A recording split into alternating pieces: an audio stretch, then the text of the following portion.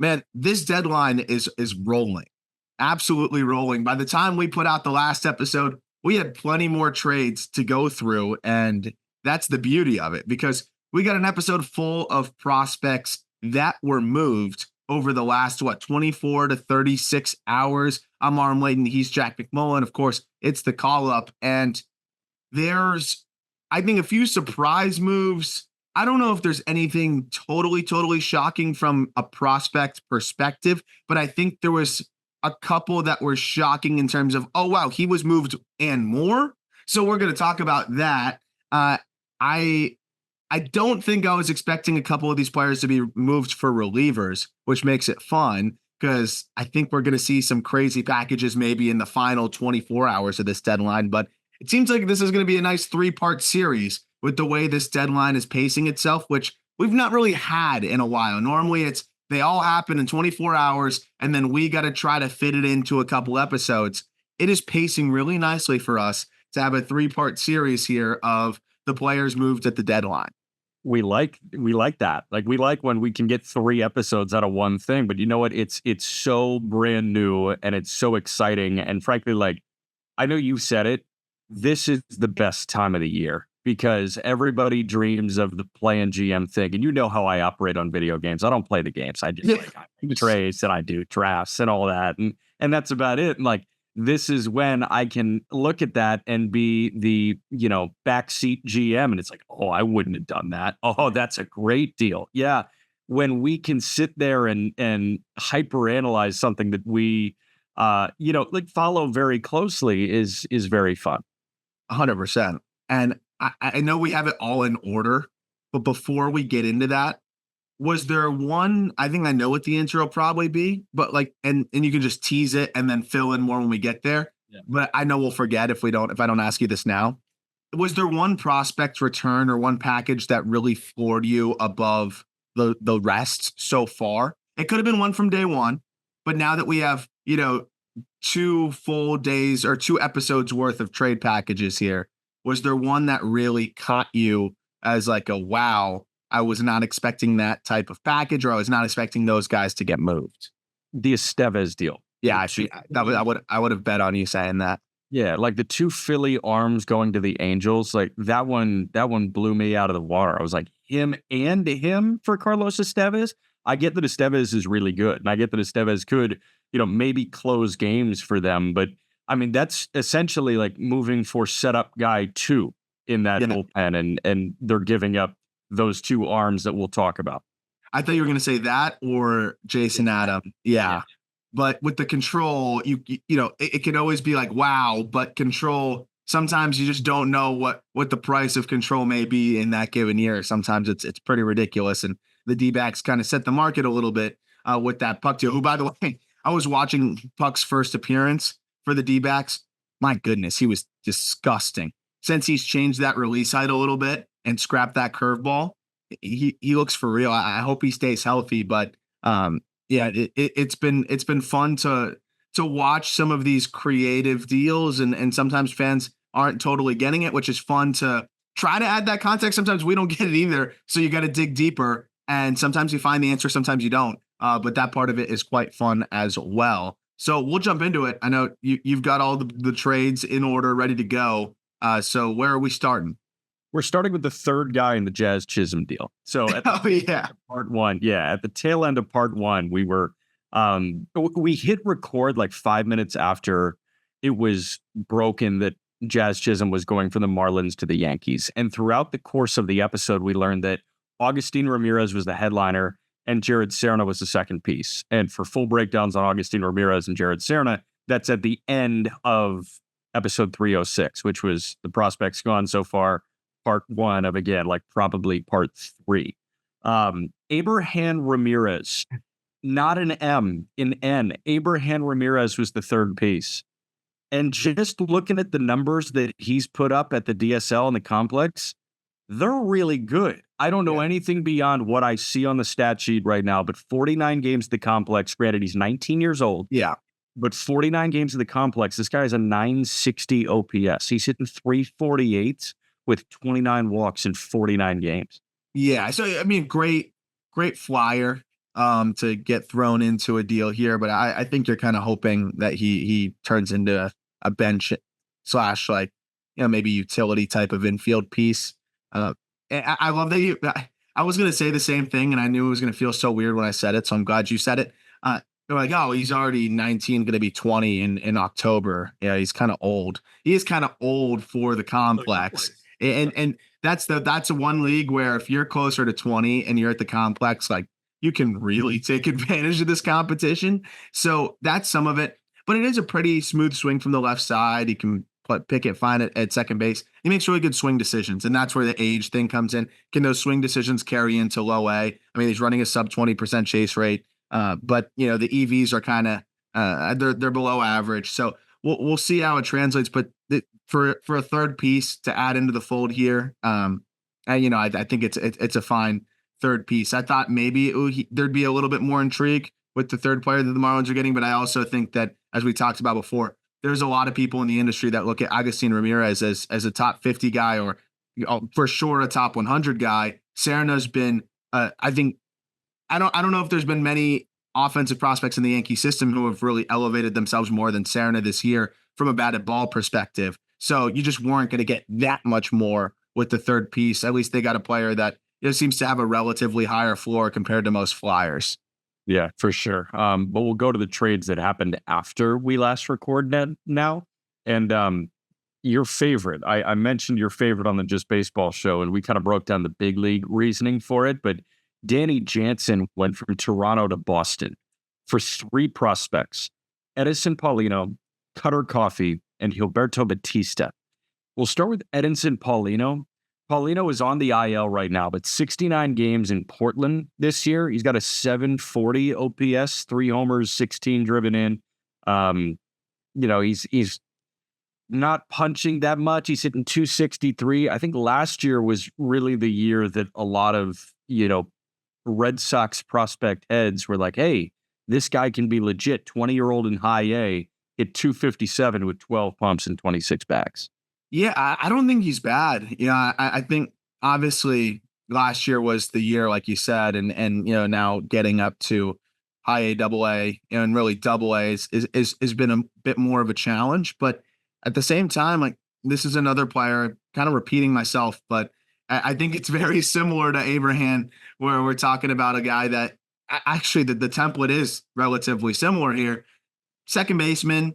Can swing it a little bit. Maybe it will outslug the below average EVs to a degree, but it's mostly going to be gap to gap doubles power, but slightly above average field to hit, pretty good approach, and elevates enough to compile those doubles.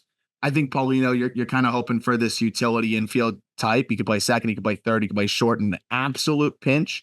But I think if he was the one player you're getting, it's like, but you're getting a couple infielders here, and Paulino, I still do think can serve a big league role eventually. Just turned 22, so it could grow into a little bit more juice as well. But if not, I do see a bench infielder profile potentially. The other guy you're getting is Cutter Coffey here. I think that makes this deal like legit good for you on the Toronto side. Cutter Coffey, age 20 season in high A, 61 games, hitting 238, but OPSing 784. He's got 14 homers in the South Atlantic League as a 20-year-old in high A. And the juice is like really showing this year. He keeps the Ks in check for a guy that has 14 home runs at 20 years old.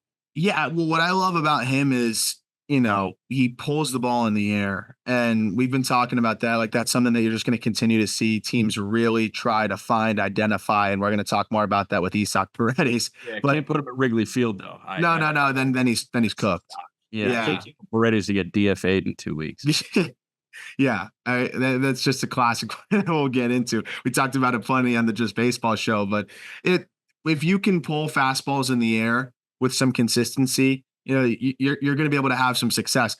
Guys being able to translate that to the higher levels, that's a different thing. And does that pull in the air approach leave you susceptible to spin? There's things that can counter that.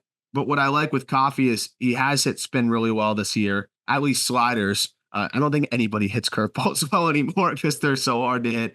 And the guys that do throw them are like power curveballs now. But the fact that he can play a solid third base, I think You're hoping he grows into a little bit more power, but just still 20 years old for the remainder of the season. Won't turn 21 until after next season starts.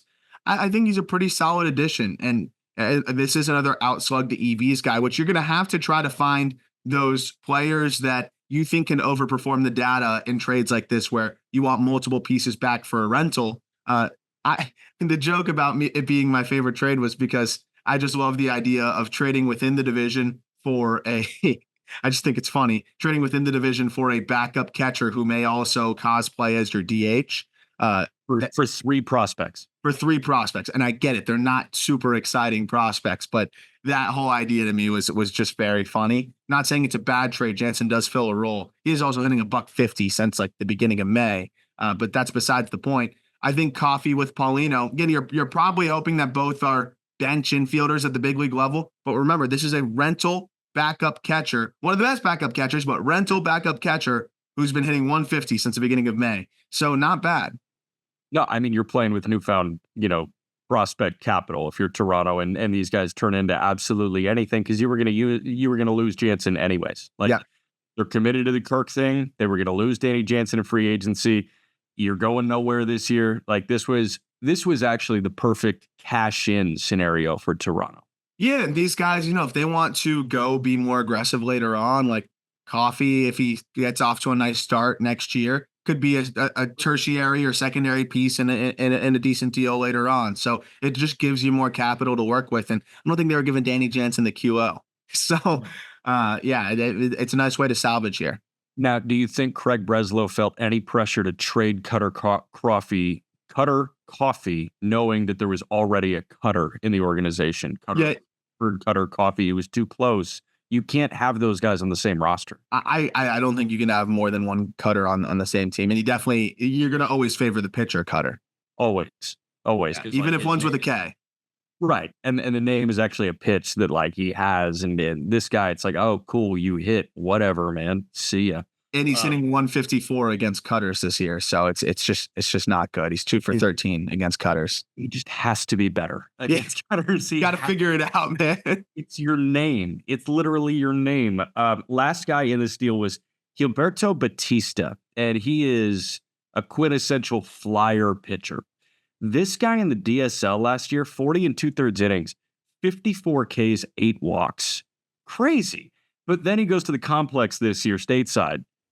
20 2/3 innings, 23 Ks, 13 walks. So, maybe the DSL thing was a flash in the pan, and he had no problem just attacking guys right down the heart of the plate, the DSL. But, he's run a sub-4 ERA in each of his, first 2 tastes of pro ball. Granted, they were at the Dominican Summer League and at the complex at this point, but this is a third arm. And again, it's newfound. Hey, you add another arm to the fold. I mean, he's 19. He averages 92.5 with the fastball, and he has a slider and a changeup that he's been throwing for a strike. He could be the most generic arm on earth. I don't know, but even if he is, you got a generic arm as a third piece in a deal for a rental, Danny Jansen. I think at this point with the Red Sox, if they think that they can really build an arm up, they're not going to move him, obviously. But that said, he's been getting pretty good whiff numbers on the secondaries. So the fastball quality is not great, but he is 19, throwing 92 and running it up, to 95. So, I mean, it's not bad. This is a guy that could be a depth arm. So again, you're getting a lot of solid depth pieces that could find their way into big league roles. But with Batista, I do you rarely see a 3-pitch mix from a 19-year-old that isn't a legitimate prospect. At the lower levels, that just gets thrown in as a third piece, but he lands his changeup for a strike at a 63% clip, the slider at a 61, and with solid whiff numbers so far this year. So he's not a non-prospect, but I think that the Red Sox are probably looking at a guy that doesn't have much physical projection. Fastball shape is not great, and the release characteristics aren't great. So I think they were fine moving off of him, but the Blue Jays can use any arms they can get, and it looks like he could be just a guy that mixes 3 average pitches or 3 fringy pitches and gets enough outs depending on the command. You just did a really nice job selling Gilberto Batista to me, really nice job. But now an easier task for you, George Klassen. It was George Klassen and Samuel Aldegheri going from Philly to LA for Carlos Estevez. From the Philly perspective, I said this is a bullpen that can win a World Series now because you have 6 guys that I'm comfortable throwing in the 8th inning. And, it's let's see if I can do this off the dome. Hoffman, Kirkring, Strom, Estevez now, Soto, and Jose Alvarado. There we go. That's 6 of them. That's a crazy assortment of high leverage 1-inning bullpen arms that Philly has. But the price for one of the better relievers on the market and the closer for the LA Angels were 2 breakout arms this year. And we'll start with Klassen, 6th round pick out of the University of Minnesota last year. 56 innings at Minnesota last year. This guy had a 5.7, walked 47 guys in 56 innings.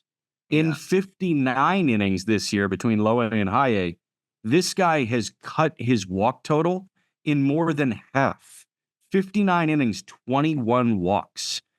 I don't know what happened. Hey, consistent with the delivery, whatever it may be, this guy has stuff out the ass, and he's somehow putting it in the strike zone consistently. And getting a chance to see that in person, I mean, it was a really eye-opening, like, just being able to have that perspective behind home plate, because he's a guy that works horizontally as well as anybody in the lower minors for sure, where that 97-mile-an-hour fastball is running heavy to the arm side and late, and then he's going slider, totally opposite direction with crazy horizontal separation, but then a curveball that's slurvy that also has that 2-plane break. It's a very uncomfortable at bat for a hitter, and he's got a couple fastballs really where one's going to be more of that arm side run, one's going to play a little bit better at the top. Naturally, he's going to be a guy that just gets that arm side run, but he's able to have a fastball that plays a little bit better at the top. That's more of a straighter fastball, relatively speaking, and then has one that's got more of the arm side run. So there's enough of a difference there where he can play it at the top some, and also just throwing it as hard as he does, running it up to 99, almost, flirting with triple digits there, or at least touching triple digits on occasion. Like it's a combination of being able to get ground balls, being able to get whiffs, and that curveball slider combination from that like 3/4 release is just devastating. Opponents are hitting 0.88 against it. And the fact that he has that slider and the curveball, and how often are you seeing a curveball? It really is more of like a swerve, because how often are you seeing a curveball thrown at 86.5 miles an hour? Wait, so you can see like a baby curveball thrown at 86, but his is not a baby. Like he's blitzballing as much as anybody in minor league baseball. Yeah. I mean, when you're getting, and it could be like, it really is kind of like a swervy pitch, but when you've got that cutterish slider also working for you as well, I mean, it really is these 2 completely different shapes. So I agree. He is kind of blitzballing as much as anybody. I still see a lot of effort in that delivery, and I still do think that there's a fair amount of reliever risk. But even if that's the case, okay, he could be a lights out high leverage reliever. I mean, this guy in his last appearance, and it's been nice to see him handling, the workload well. As you mentioned, like in Minnesota, they just weren't using him that much relative to some of the other, more notable arms in the country. But he wasn't doing himself any favor. No, not at all. I mean, he walked 5 in each of his final 2 collegiate starts and walked 4 in most of them. I mean, he sat 98 last time out against Hudson Valley. So this is a guy that's continuing to hold the velocity. You got to feel good about that. And the Angels are getting either at worst a very good high leverage arm, but potentially a guy that can be a nasty rotation piece. I like the way that he's able to get the ground balls too. That does kind of help elevate the floor. 9% walk rate, as you alluded to. There's a lot to like here, even if he may not stick in the rotation, but I still think he's got a chance. And here's to hoping he's not a big leaguer in September, because he has much more maturation to do. A guy that they may just shove into the big leagues is Samuel Aldegheri. And Aldegheri is a guy that, you brought up on the Just Baseball show, might be outperforming his stuff right now. Aldegheri, native Italian from Verona, 22-year-old Samuel Aldegheri. And it's not a Chase Burns scenario where he grew up in Tennessee and like just went to Tennessee. Like Aldegheri, I think he's true Italiano. He was throwing, he has a couple outings in the ITSA, which is the Italian, let's see, it's loading, Italian Summer Association. I've never heard of that. I mean, he threw with Parma, the Italian No Serie way. Yeah, he threw with a team in Parma. But Aldegheri this year, 15 starts, a 3.23 ERA. Last year, 83 innings, a 4.2. This year, 78 and a 3.2. 78 innings, 109 Ks, 32 walks. This guy had a 3.1 in Jersey Shore and High A in 13 starts. He's gotten up to Double-A Reading for 2 starts, 10 innings, 14 Ks, 4 walks, 4 earned runs against him. He's been productive. He's been one of the more productive pitchers in minor league baseball. The question is that because of the stuff or is it because of the execution? It's probably more of the latter, which is fine. You just have to execute every time you're out there.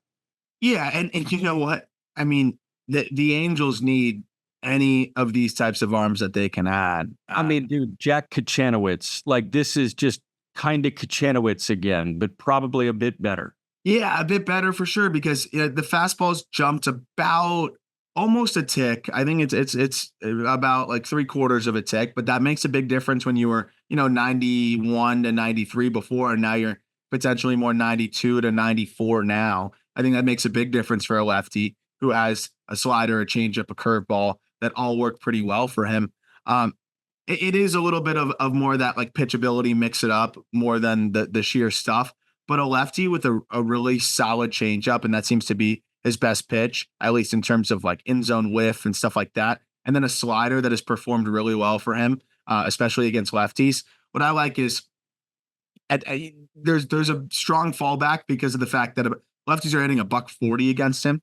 So that's a role that he can always succeed in. And for whatever reason, lefties don't see his fastball well, which you love. Like if a 92 mile an hour fastball is holding opponents to a batting average below 100, who are left-handed hitters, of course, like that is a great indication. For whatever reason, his fastball just performs really well, and I can't quite figure it out. It's a 6.1 release height. He gets 18 inches of vert, but just the way he throws is, I think it's that classic lefty stays closed longer than most hitters are used to, and it just works. So he just might be one of those guys that continues to outperform the TrackMan data, the Stuff Plus, whatever you want to call it. Like he might just be a guy that does that, and if he does, those guys are really solid. They tend to be lefties as well, and I think he hedges that really well in terms of like, oh, is this stuff going to play? Is the fastball going to play the same way?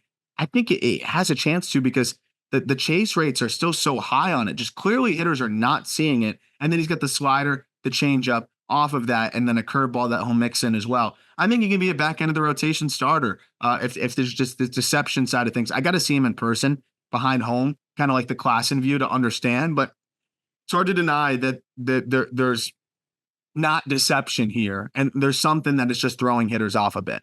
The center field camera, I feel like, doesn't do him justice at all because, like, I've watched center field camera footage of Aldegheri, and I'm just like, okay, like it's not unorthodox by any stretch. It's not cookie cutter, but it's somewhere in between that, and that usually doesn't scream deception. But there are some guys that you would never expect hitters to have a hard time picking up, and he might be one of those guys. And like, you would have to talk to a hitter about that. Hey, why is he so hard to see? And they may say, oh, from my vantage, I cannot see the baseball until the very last moment. Yeah, exactly. And I think there's got to be something there because 32% chase rate on a 92 mile an hour fastball with like normal release characteristics. Yeah, like that shouldn't be happening, but it is. So you're right. There has to be something. And it hasn't waned since going to Double-A.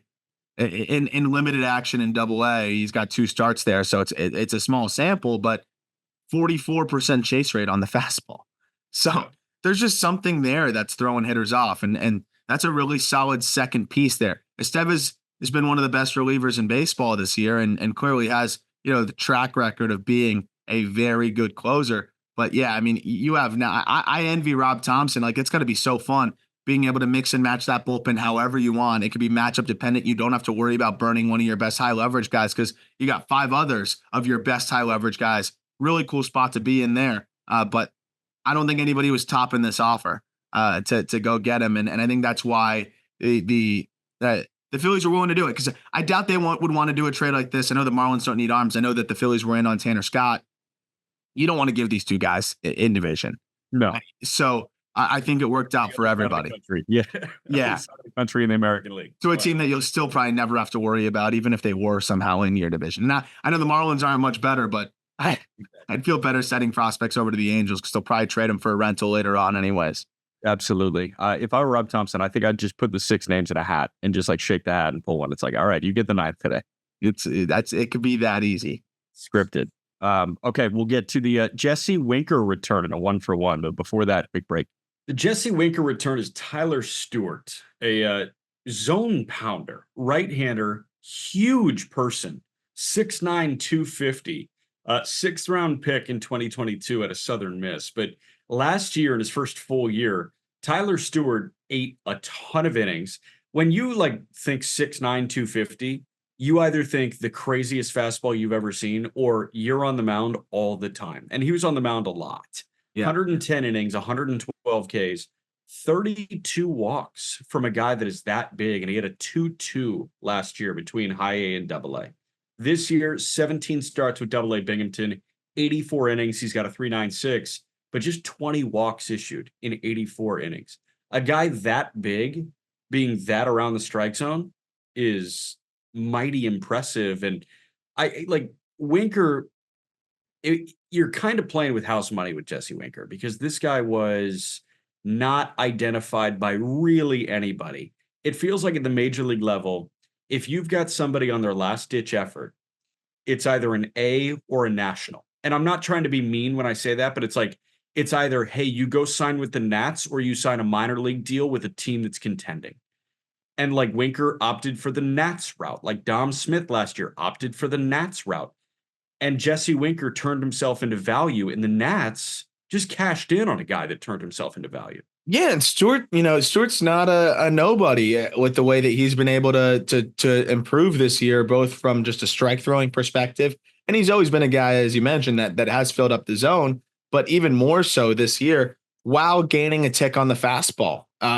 He's got the 4-seamer and a sinker, so he'll mix those 2 fastballs up, but it's a sinker that he's so confident with that he pounds the zone with. 75% strike rate on that pitch, gets above average ground ball rates there.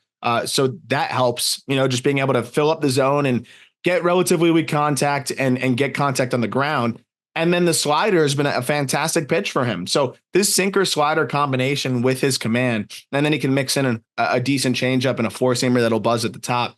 It's not the most exciting arsenal in the world, but it is an arsenal that could be a 5-starter, and at the very worst be that depth 6-arm, innings eater, swingman type, whatever it may be. There's a big league role for him for sure, especially in a national system that, the system has improved a lot, but when you look at the right-handed pitching situation, Cade Cavalli had another setback. If I'm not mistaken, in his rehab. I was tracking the rehab, and then there was a gap and he hasn't thrown, and I haven't checked in since. So, correct me in the comments if something's come out since then, but as you know, it's always difficult to find. Regardless, Cavalli is anything but a guarantee at this point. Harleen Susana, it looks like he might be a top 100 prospect now, by the way. Really? He has been fantastic over his last 9-10 starts.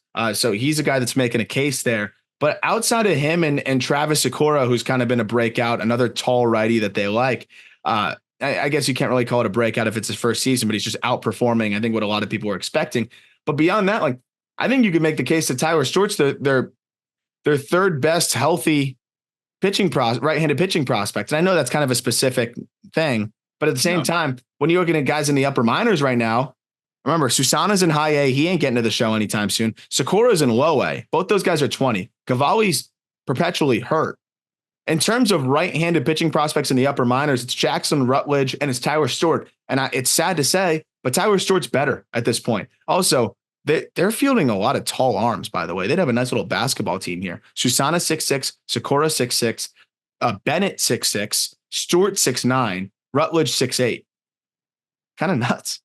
That's a lot of wing talent. Although I think Rutledge and Stewart are really bang inside guys, but that could play as a high major 4, I think. I like it. This is definitely the best hoops team in the minor leagues, but also 6'7" Orlando Ribalta in AAA. Yep. How about 6'7" James Wood that just got to the show? Yeah, whatever. That guy's whatever. Whatever. They like tall. There's something about tall for that. Yeah, right. Mitchell But Parker's a tall drink of water too. I don't I know think how tall he is, but he's a big man. I'm telling you, there's a trend here. That'll be the organizational trend. We've been waiting on the national system because I want to wait for them to add a couple more prospects here. But What was I the think, Nats thing that they had all around their complex? I don't care how hard you throw ball four, right? Like yeah, their analytics department just looks at height and weight, and it's like, yes, yeah, that's our guy. that's tall. I mean, they are a little bit more traditional sometimes with the way that they approach these things, but it's changing in every org. Yeah. I like to get for a guy that they just signed, like you said, it was kind of on his last leg there. Yeah, just looking for an opportunity to play every day. Stuart's going to throw innings for them. It might even be as soon as late this year, but I mean, he's definitely a great depth arm for them. And it's been cool to see also on the Mets side, though, a guy that has taken a step forward this year that now turned into a left-handed bat that can help them try to make a little push here. And you don't have to feel like you're taking away from a system that you've worked hard to build up, but you can send a piece out that helps you try to make a push this year as you pass the Braves in the standings. Yeah. By the way, Cade Cavalli just resumed his rehab assignment. He was assigned to High A Wilmington. He didn't throw for over a month. That's what threw me off because I was concerned when I saw that. But like, as of 2 days ago, he's resuming his rehab. Okay, well, that's great to hear. And it's interesting in those 2 rehab starts. I thought he looked pretty good. 96 with the fastball first time out, but then shorter workload sat 95, but it was 3 hitless innings in High A Aberdeen.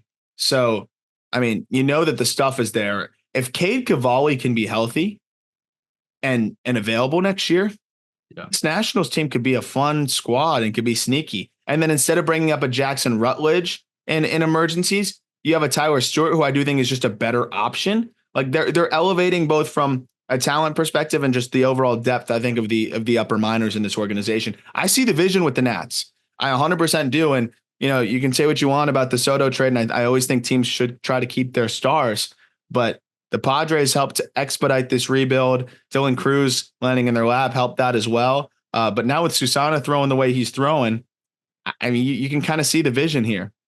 For sure. I can see the vision from Tampa. They moved Jason Adam to San Diego for 3 prospects. JD Gonzalez, a catcher. Homer Bush Jr., the son of Homer Bush, an outfield prospect.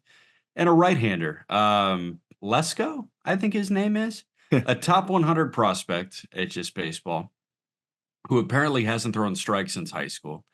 Dylan Lesko, last year, 33 innings, K'd 52. In his 5 starts in low A, 16 innings, 23 Ks, 8 walks. This year has been a struggle to throw strikes, for sure. 69 and 2/3. He's got a 6.4 ERA, 79 Ks in 69 innings, 52 walks. He has one of the better changeups in the minor leagues. He has one of the better fastball profiles in the minor leagues, right? It's just a matter of throwing strikes, and he hasn't done that this year, but this one turned my brain into a pretzel. Yeah, and he added a curveball this year that's been a great 4th pitch just to mix in, and he talks about that with us on the call up, before the season. Great guy, by the way, too, that I am very much rooting for after talking to him, because you could tell just how hard he's worked coming off of that Tommy John. And he didn't say it, but I did feel like, and you hear this from most pitchers, like it's taken a while for him to feel like himself again off of that Tommy John, and it's different for everybody, right? Like he's a very athletic pitcher, and he was a guy that had very smooth mechanics, and then his Tommy John, coming back from that, I think he just got away from it because I talk about with hitters how sometimes these guys just naturally had the pattern in their swing and just naturally had the moves down and the swing path, and then when you get away from it, all of a sudden, maybe it could be in year 3 or 4 in the big leagues, it's really hard to find it again when it came so natural to you. I think that's what's happening with Lesko, where that's a kid that just when he was growing up, I think just naturally had those beautiful mechanics. And now since the Tommy John, just can't quite find that release point and that synchronization that he had that had people. I mean, I think he was getting the Dylan Bundy comps, which sounds funny, but Bundy was lauded as one of the most just polished high school arms. Josh Beckett comps I've seen as well when he was an amateur Lesko. So it just, and the Tommy John came in and at the end of high school, right? Like, so it's a different time than a lot of other guys end up having it. It could be one of those things where it just doesn't totally come together. And I think for the Padres, they're willing to just they don't want to find out. Clearly they were concerned that the strikes may never come, but I think it's more of, hey, we don't have a track record of being able to turn things around for pitchers. They haven't. We talked about it on the Just Baseball show. Like Mackenzie Gore looked as lost as could be. You sent him to Washington and things start to come together for him there. I mean, Ryan Weathers could not have been more lost. And now I know he's hurt right now, but the Marlins with them, he looks like he could be a solid 4-starter at worst for them. He's been fantastic this season, and it's hard to deny what he's doing. And there's a bunch of other examples of arms that really struggled that they just have not been able to quite get right in that system. So I think it's a beautiful outcome for Lesko, who can now go somewhere that is going to be as forward thinking and as, I think, detail oriented with getting him right from a release standpoint and mechanical standpoint as anybody. The Padres scout really well, but I think that the development side is an area where they could still, use some work. I love this get for the Rays. And then again, I also think a reminder for those who might be like, whoa, this is a ton. You brought this up on the Just Baseball show, and it's an excellent point. The Padres, they have no money to work with, because they financially cannot go. Like, I don't believe the crying poor from most teams, but in the Padres scenario, with their RSN situation and how much money they already have tied up, they spent a ton of money, and it was just like, wow, we don't have the money to pay this. So we need, like they took out a bridge loan. Yes. Like, once you see the bridge loan, like that's when you know, okay, this isn't BS. Like, so he's going to work within confines, Preller does. And you got to pay a little bit more from a prospect perspective to pay less from a financial perspective. And he's going to be cheap for multiple years. So they were willing to do that. I wasn't as shocked with Lesko going as the fact that then 2 more pieces went on top. I could have seen a 1-for-1 there. But getting Homer Bush too, probably a 4th outfielder profile, but you can still dream on more if he can grow into some more power. It's a big frame. He has no juice though. So like, that's the one thing. But he's a potentially elite defender in center field. He steals bases with the best of them, and he's got a good feel to hit. You got the bloodline, so that's why I do think that there's the chance that he just continues to grow into a little bit more impact. But at the very least, you've got that 4th outfielder speedy profile that the Rays love that defense out there in center field to get him as well. And then JD Gonzalez, like that was a guy that a lot of people were hyped about going into the year, and another one where the Padres just assigned him too aggressively, and he's been not great. So you don't really have a clear read on him. But I know a lot of people really liked him. I think Baseball America had him as a top 10 prospect in the system. There's plenty of upside with the bat as a catcher, especially. It's a really strong 3-piece deal there for the Rays. But, on the Padres side, you get it from the control perspective. And he definitely elevates their bullpen. It's been one of the most consistent relievers in baseball over the last 3 years. Yeah, and we'll do the 4-1-1 on Bush and Gonzalez. You kind of gave the 4-1-1 on Homer Bush. The thing that I gravitate towards is a 362 OBP this year in Fort Wayne. Like, you could say that he's been underperforming in high A this year, but he's getting on base at a 360 clip, which is solid enough. And he's swiped 43 bags in 86 games. You mentioned he steals bases with the best of them. He plays a really good outfield. Like, if you're getting on base enough, I've got faith that you can figure out a way to get to the big leagues. And it seems like he gets on base enough. And he relied on the hit tool clearly at Grand Canyon. Him and Jacob Wilson swung at essentially everything at Grand Canyon. And it's like they were getting hits all the time. And Wilson hit like 400. Bush hit, 370 at Grand Canyon? But, I mean, dude, like this year, you see the 709 OPS and it's like, okay, disappointment. I don't necessarily think so for him, because he's showing what he could be in terms of role at the major league level. JD Gonzalez is an interesting one. Why do you think there were some outlets that viewed him as a top 10 prospect in the system? I think just another one of those Padres, toolsy, fun, lower level guys that we're going to get an aggressive assignment. But I also think he looks the part for sure. Yeah. And I think you could see the potential for impact there. You see the potential to stick at the dish. Like, there's a little bit that you can dream on every aspect of his game. So I think that's a big part of it. But it was probably a little bit of that overzealous, like, oh, they're assigning him aggressively, so we should aggressively maybe rank him. But that said, like this is still an intriguing piece to get as the third in the deal. And I think another part of it too was that he did have a lot of intrigue out of Puerto Rico. And, he was a 3rd round pick that I think at the time of the draft, a lot of people were really fascinated by and excited about.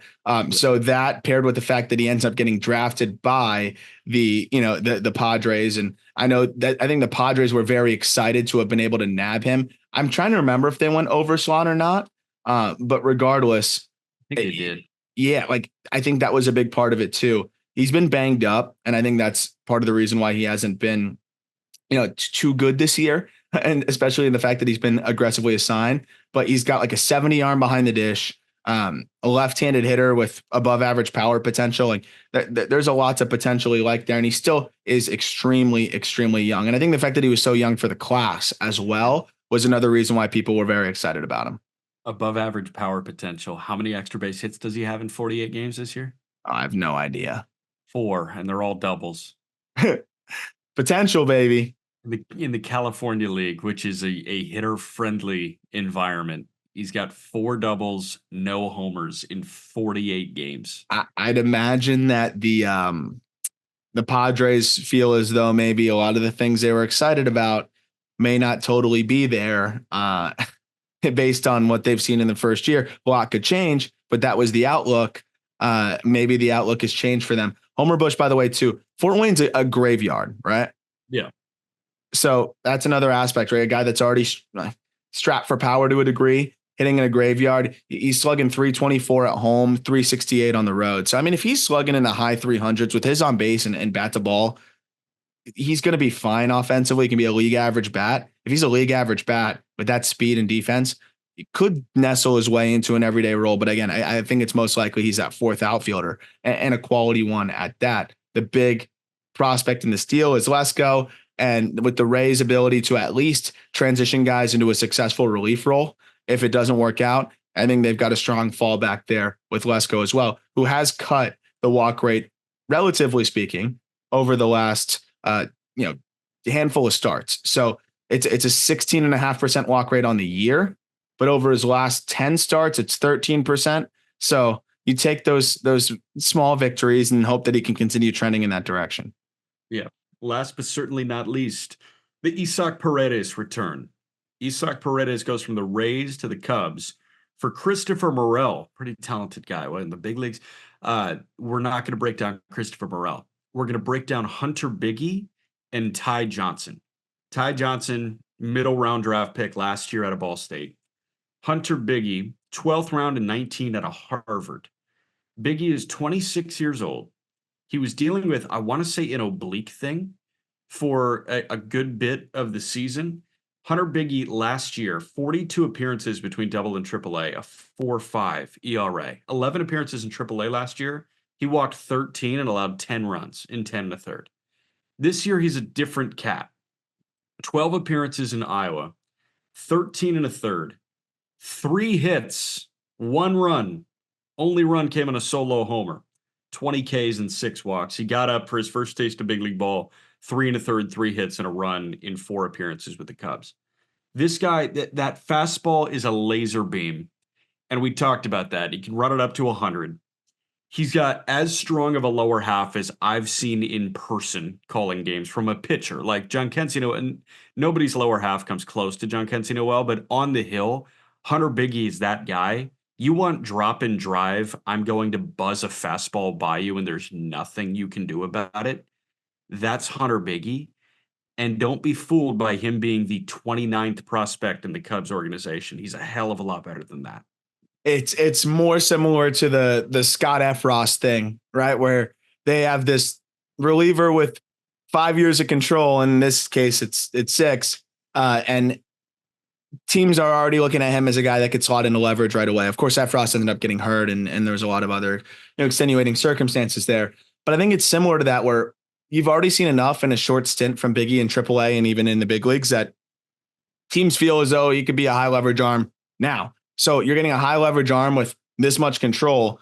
I guarantee the Rays are valuing Bigge as if it was another top 100 prospect in the package. Like, and I know that sounds crazy, but that's how quickly things can shift for these reliever arms. Like, think about all of these arms that the Rays have, and other teams, but let's just talk about the Rays because we're talking about the Rays right now, have cashed in on. Jason Adam was just added off of like waivers, right? Fairbanks, I don't even remember what they acquired him for, but I know it was legitimately very little and a lot of different arms, but you're going to see all these different reliever arms bring in crazy returns at the deadline. And then we were just talking about that. And the Rays are really good at identifying which relievers are not a flash in the pan or which relievers are guys that they can turn into an even better version of themselves. Bigge jumped 3 ticks this year, 3 ticks on the fastball. So that has been a huge aspect for him. Now sitting, I believe it's 98. I mean, just sitting 98. It's a slightly below average release height with above average carry. So he's got great characteristics on it. He has slightly above average extension as well, despite that lower release and a short arm delivery. That must make somehow having the way he works down on the mound with the lower half, like you said, like a short arm delivery with the fastball that takes off like that and still somehow getting average extension or slightly above that is nuts in the upper 90s. The way you do that is with your lower half. Right? Yeah. You get so far down on the mound and you stride so far towards the plate. Like, I wonder what Lincecum's extension numbers would have been like. I know. Like, probably stupid. Like, but that was, pre-Savant era, but that all the extension came from the lower half there. And Bigge, all the extension is coming from the lower half here. And that creates a ridiculous amount of power that is working in a straight line. He's not crossfire in the slightest. You watch him on the hill. It is, I'm here, I'm going towards home plate, and I'm not deviating at all horizontally. It is every single ounce of his body is moving towards the catcher's mitt, and it's really impressive. It's that Bubba Chandler type of fastball where it's 18 inches of vert, but only 6 inches of horizontal, to your point, and it's just working backspin straight up. That's going to play. And then the cutter now being at 88, 89, and then he's got a slider and curveball that he mixes in there as well. Like, this is a guy that's going to slot right into high leverage for them. And I think they could feel pretty excited about that. So that's just a classic Rays identification there. A guy that's going to be, I think, a dog for them and can even help them this year. But I don't know. Is there anything else on him really to add? 26 years old, like you said, jumped several ticks. And I know that the Cubs were probably not thrilled to have to give him up. But when you're giving up a reliever, in addition to a guy that is just kind of stuck for you in Morel and one more piece, when you can go get a third baseman that you desperately need, right? Matt Shaw has not been playing third base nearly as much. I think they've kind of looked at that and said that ship has sailed to a degree. I think they prefer him at second. So the fact that Matt Shaw isn't really profiling at third, Cam Smith is very, very, very far away at the end of the day, even though he's a college bat that can climb relatively quickly. He's not helping you next year. So I think for the Cubs, they're okay with that. They move a reliever that they did sorely need, but it's kind of found money for them. And they go get a third baseman that they desperately needed, especially with Matt Shaw looking like he may not be able to play that position for them.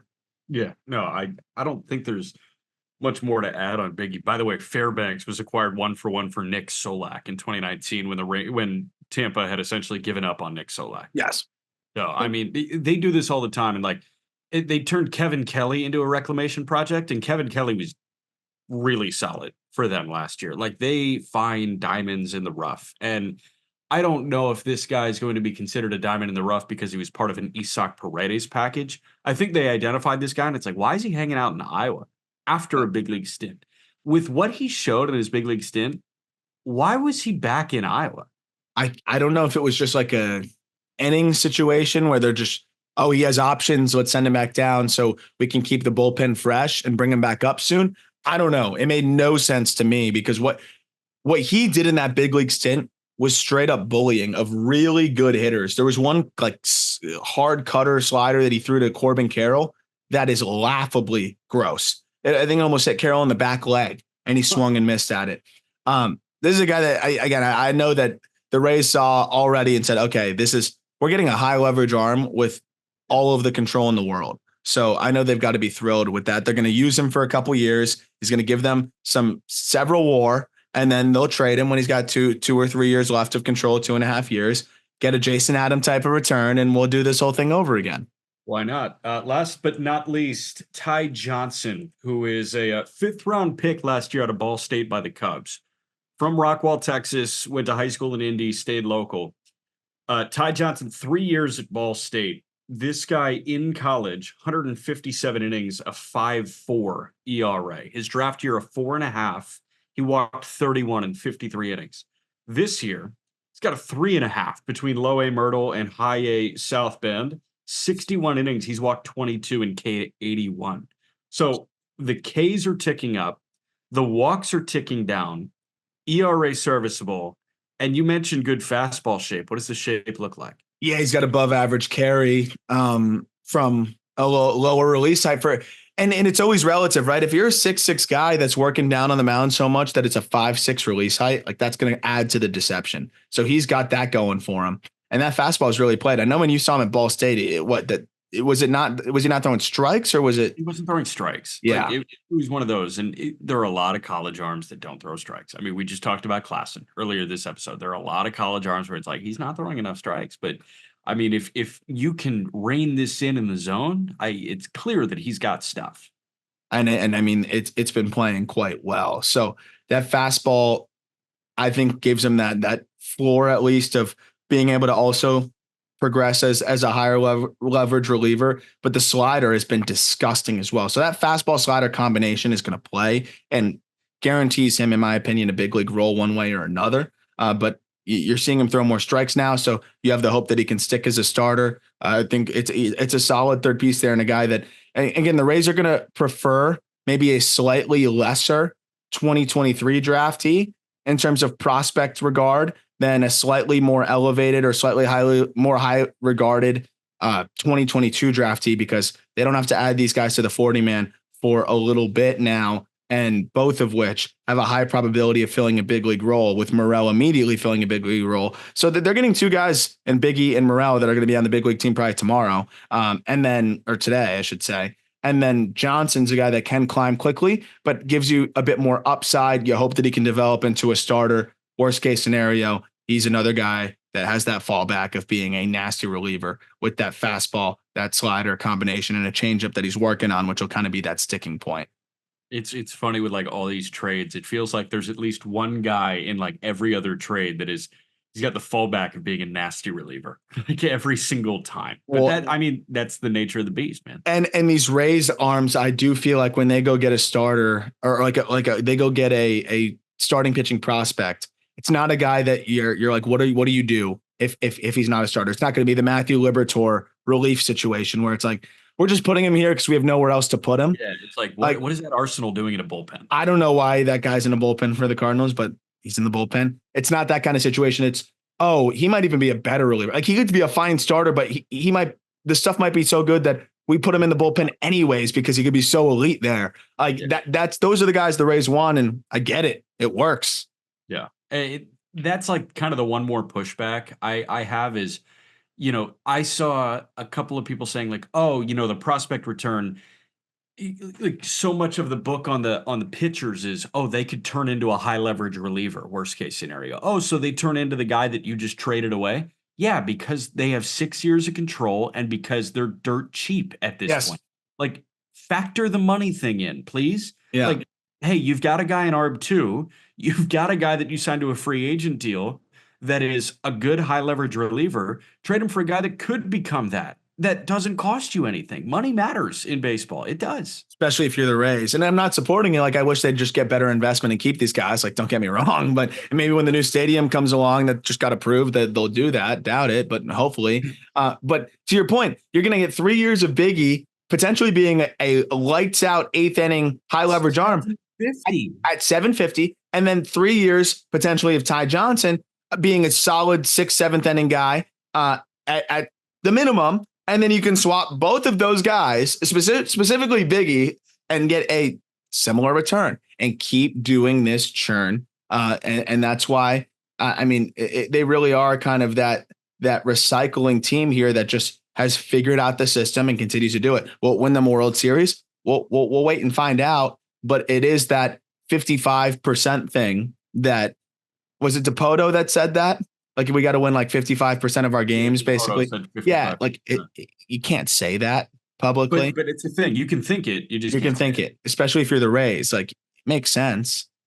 Eventually, maybe you'll get hot and catch a stretch in the postseason. But this was the end of this roster. Too many guys going into ARB2 and beyond that. So this roster was, especially once they weren't dominating this year, it was kind of the end for this roster. So we'll see them reshuffle and be right back next year. And a couple of these pieces are going to help them in the near future.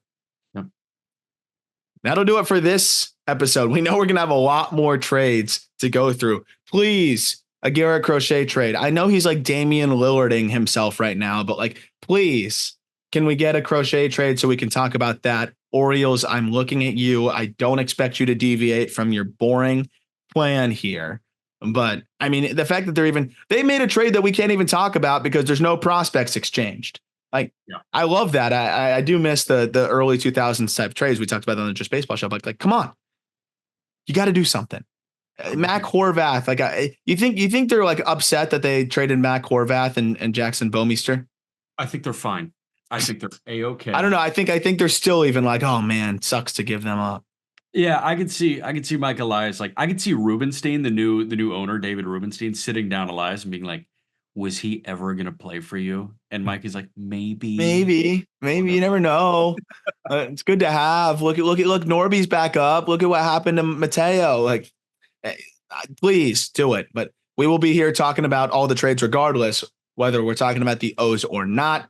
Reminder, last call here. If you want to join us on our NL Central road trip today, we are in Milwaukee.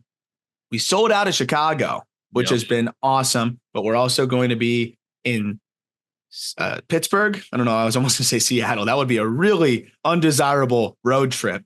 Yes. We're also going to be in Pittsburgh, which I'm very excited about. Should line up with a Mitch Keller start, right? Yep. They're playing ball right now too.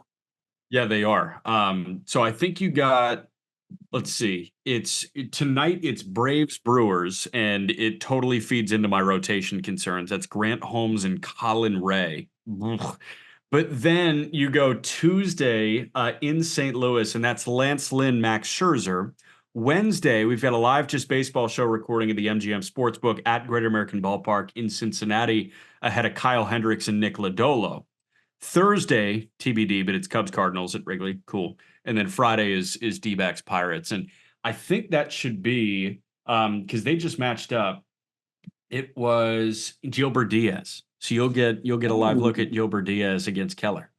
Oh, that'll be fun. And we get some fun pitching matchups. And I love that the NL Central has just elevated itself over the last couple of weeks. And the fact that the Cubs they're going to sell a little bit too, they'll subtract some pieces, but the fact that they're adding to this ball club as we're going on this tour too is great. So come on, hang out with us. Tickets are real cheap. We've got them pretty much as cheap as you can get them with the code Just Baseball. You also get an extra $5 off because, whatever's left, we want to move them. We want to see people there. So go check out that link in the episode description. Would love to see you there. Appreciate it. And look forward to talking prospects with you later this week. Hope you enjoyed your weekend and hope you're having a blast this deadline. And we're not even close to done.